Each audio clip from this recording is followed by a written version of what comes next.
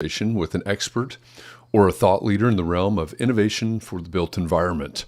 If we've never met before, my name is Jeff Echols. I am a senior advisor and the head of marketing for Shadow Partners, also the host of Shadow Shorts here. And today I am bringing to you an Encore presentation. This is a conversation with Nick Durham, who is a general partner at Shadow Ventures. And I thought I would bring this one to you because we're right in the middle of our fall incubator cohort right now. And I talk with Nick about go-to-market strategies. When we talk about startups, when we talk about innovation, the life or death of that idea that you have is likely your go-to-market strategy. So I think this is a really interesting conversation with Nick Durham today. I hope you enjoy it. I will be back with you again tomorrow with another Shadow Shorts.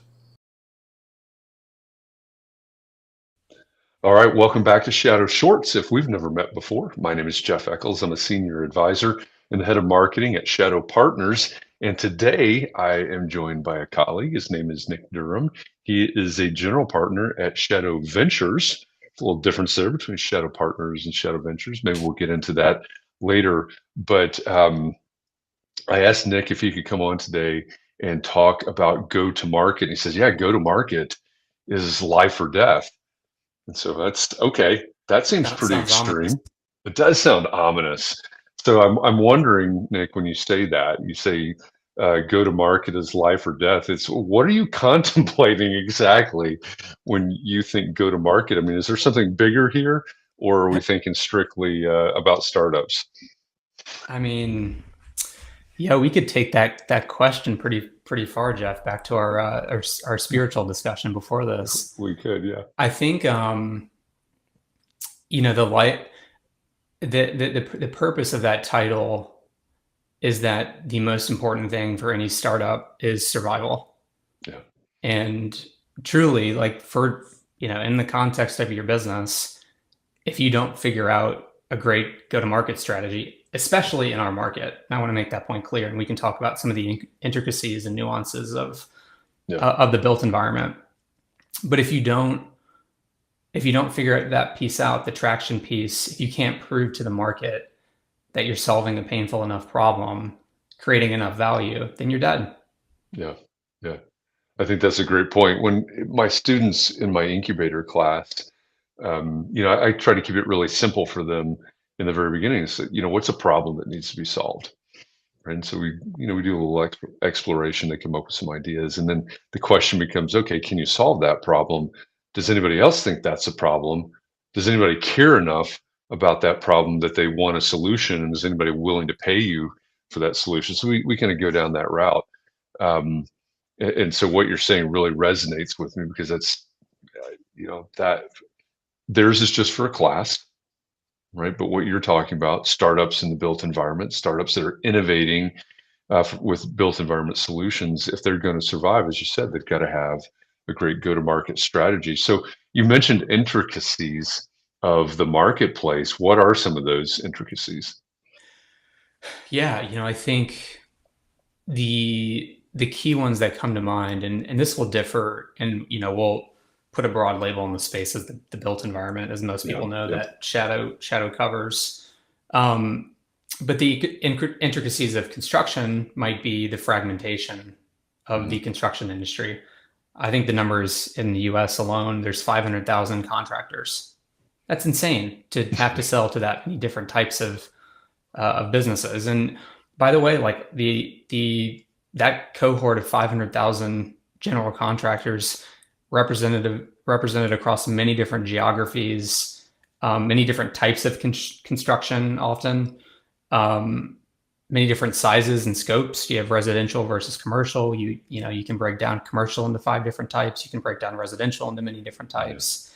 And so like the go-to-market playbook for that startup that's selling into the construction market ends up being like very detailed, or it should be, because you have to kind of you have to make choices on who you're targeting your message and essentially the company to. When you're looking for initial leads and you're looking for places to market and advertise, you have to make those decisions. You can't you're not going to reach the people that you want if you're just blanket marketing to any construction publication, right? Right. And the same thing, you look at the design space, you look at the engineering space. There's differences if you're selling into those markets too. How design and engineering firms get paid is and where they sit in the value chain within the built environment is very different than the construction manager or the real estate developer or the real estate owner. And knowing where they sit in the chain and all the different specialties that I alluded to in construction related to the fragmentation, which would be like, what type of design work are you doing? What type of engineering work are you doing? Is it structural engineering? Is it civil? Right. Is it um, knowing the scope of the type of work that engineering firm that you're selling to? It potentially changes everything with your marketing strategy. And you know, I saw a great post yesterday. It alluded to marketing and go to market as a hedge fund of strategies, and I really liked that. Bless you. I really like that concept because essentially what you're trying to do is you're trying to look for pockets of your potential customer, and you're trying many different ways to get in front of them and to find a channel that resonates with them and a message that resonates with them. And oftentimes, like it's going to be many different strategies. It's not going to be the first thing that you try. It may not be paid Right. Facebook ads, or it might be paid Facebook ads. It might be trade shows, or it might be. I had a TikTok video that went viral in a construction channel, right? But you don't. The point is, like, it's very hard to know. Timing is a big thing. Like sometimes, if you do any content marketing, there's the ability for the content that you write to get picked up by a really large outlet and bring hundreds of thousands of page views when you average 10 the day before, right? Right. And that's oftentimes lucky, and just the right time, right place. And so the hedge fund approach when it comes to go to market, I think is a smart way to look at things. And what worked yesterday isn't always going to work tomorrow. Yeah. Yeah. That makes a lot of sense. I mean, when I'm talking marketing with clients, with people in our ecosystem, my very first question is, who is your ideal customer? Who's your ideal client? Depending on what it is that product or service, et cetera. And what I have found is that that's a really hard question for a lot of people to answer. If it's a professional services firm, a architecture, engineering contractor, somebody like that, they typically will have made the decision, oh, these are the types of projects that we do. But then they don't go down, right? They don't go down layers down to, oh, these are the specific clients that need or want those types of projects, right? They haven't Mm. gone all the way to what I would call the ideal customer or the ideal client. So when you're thinking about the go to market for a startup, maybe they're tech, maybe they're robotics, maybe there are a lot in our portfolio, all of them focused on the built environment, but different products and services. What are some of the most successful strategies or techniques that you have seen? That somebody that's watching right now might go, I could learn from that. I could take that. Yeah, I'll answer this question in two parts. I think so. And for the audience, my background before joining Shadow Ventures was on the go to market side. I worked in sales and marketing roles, and I personally have experimented with a lot of things, and also got to see what worked, with companies we were competing with, right? Mhm. And so I kind of look at things through that lens, which is different than potentially my two partners on the venture side, KP and Matt, look at things. And I think that's why they like me. But the things that work for one type of startup, let's call it a B2B SaaS startup, this Okay. company selling pure software, probably going to be pretty different than something that works for a deeper tech startup. And let's call that a robotics company. And to give a concrete example, let's include a Shadow Ventures portfolio company called Icon. B2B SaaS company is probably going to have more competitors. Barrier to entry is lower. So it's got to be blatantly obvious to the audience that they're marketing to what problem they're solving and why they're better than everyone else. It can't just be the problem, because they're going to see 5 to 10 other solutions that are knocking on their doorstep to meet them. And so in terms of what works, I've always started with a place of like, what aren't we? What are I we like what are that. we not? Yep. And really defining very clearly that answer for the startup, because then you start getting into like, okay, we can actually start positioning ourselves. If we say what we're not, we don't have to like try to be everything to everyone and then have no identity and have no differentiation from our competitors. The So in terms of like successful, like I'll say, like the B2B SaaS companies that I've seen do really well understand that point really, really well, and it infiltrates every single aspect of their marketing, whether it's how they appear and look at trade shows. And that'll be an example. Like there's several companies in the multifamily space. Multifamily's a pretty trade show oriented industry, they just do phenomenal at trade shows. The design of their booth is thoughtful. It's on brand. The aesthetic, Mm. the attention to detail that they pay with, even like down to the color of the shirts that they wear, Yeah. the wood paneling versus a standard, the standard trade show table or chairs. These are like all significant choices that influence the potential customer and tell that story for you that you're trying to Hmm. tell through words on your website, right? So I'll say like the people that perform really well on the marketing side all understand they understand positioning incredibly well, who they're Yeah. not. Yeah. And on the going back to the icon example, we've seen, when I joined Shadow, icon was still pretty early stage. um, but it was very apparent that what they were doing was highly marketable. 3D printed houses. Fascinating thing. I talked to a friend came over last night, explain, what type of investments do you guys make at Shadow Ventures? Icon is a great example that always gets people excited. um, and it's transformational, right? Hmm. So like, the aesthetic is different. The idea of a home for half the cost and half the time through printing concrete through a printer that humans invented, not like materials from the earth.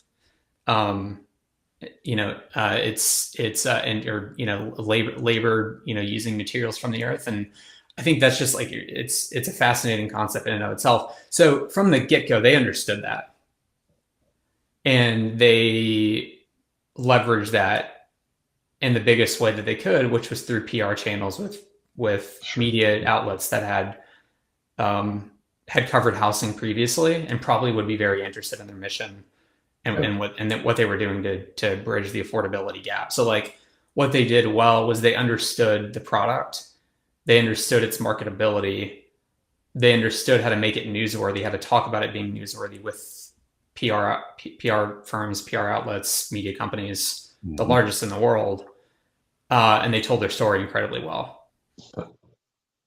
Yeah. Yeah. So on one hand, you've got the SaaS product, and I love the approach. This is what we're not. It's a great place to start to differentiate yourself and position yourself, as you said. And then on the other hand, you've got what I would say is more of in a way, an aspirational approach. Yeah, we're three. It's hard to say we're just 3D printing houses. That doesn't sound right. But we're building homes, but in a very different way for a very different purpose. And to me, that comes off as a much more aspirational um, positioning for that particular brand, that particular product. And I think that's a great juxtaposition. It's a great example. Know who you are, know who you're not, um, know who your ideal customer is. Um, great, three great things to keep in mind as you go to market for your startup. Um, if you're watching right now, listening right now, and this is starting to click with you, this is starting to make sense to you. If you want to know more, of course, you can reach out to me. You can reach out to Nick on LinkedIn, connect with us. This is probably where you're seeing this right now. And if you want more conversations like this, we've got an opportunity coming up. One of our colleagues said that the conversations that happen at Shadow Summit are really, really different because they're total geek outs. It's a bunch of people geeking out, going super deep on whatever the topic of the conversation is. And so Shadow Summit is coming up in October. It's beginning the 24th, the evening of the 24th, the 25th, and 26th in Atlanta, Georgia. It's the seventh annual Shadow Summit. And as the CEO of Shadow Ventures pointed out, KP Reddy said, Shadow Summit 2023 will be a Cliff's Notes version of everything that's happened in innovation for the built environment, and then also a preview of what you need to expect, what you need to plan for, what you need to budget for in terms of innovation in the built environment in 2024. So if this conversation has intrigued you, check out shadowsummit.com. The URL is in the bottom left of your corner right now. We're continually updating that site now as we work out the schedule. We nail down all the speakers and the different panels and things that are going to happen. But these are the kinds of conversations and much, much deeper than this that'll happen at Shadow Summit in October in Atlanta. Nick, thanks a lot for this conversation. Any last thoughts on go to market that I know we've got a very short amount of time here. We could talk about this for days, but any last Yeah, thought? I'll close with do not underestimate the importance of go to market. Yeah, If you're a founding team, it needs to be prioritized in the same way that product is prioritized.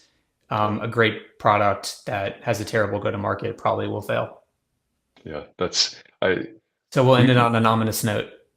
well, yes, and I'm gonna double down on that because as you were saying that, the one thing that comes to my mind is I do a talk called Commodity as this commodity does. And in that, I use the example of Creative's Nomad Jukebox. You're just going to have to Google this stuff because we don't have time. Creative's Nomad Jukebox, which went to market 18 months ahead of the iPod. Have you ever owned a Creative Nomad Jukebox I do or an remember the iPod? product for what it's worth, but no, I did Mhm. not own it. Yeah. Yeah, it's a fascinating case study because 18 months is a millennia in terms of consumer electronics. And I actually gave that talk in Cincinnati last week, and somebody raised their hand and said, I actually owned one of those. Hmm. I've given that talk to thousands of people, and that person was the second person that ever Wow. raised their hand Yeah. and said I owned one versus the iPod. And in that talk, I give, here's how they went to market, here's how Apple went to market, vastly different and Hmm. vastly different results. So to sort of bolster Love that your example. I argument mean, there. great obvious example. The iPod Yeah, is like a top five technology product that I've used. I yeah, mean, it's the 100%. best. And it led to this, right? So, Yeah. where's the jukebox today? Yeah. In a Yeah. museum. Cool. All right. Thanks, Jeff. Well, Appreciate it. yeah, absolutely. Thank you, Nick, for this conversation. For all of you out there that are watching this either live or on the replay, we appreciate you. Go to shadowsummit.com, join us in Atlanta, and I'll be back tomorrow with another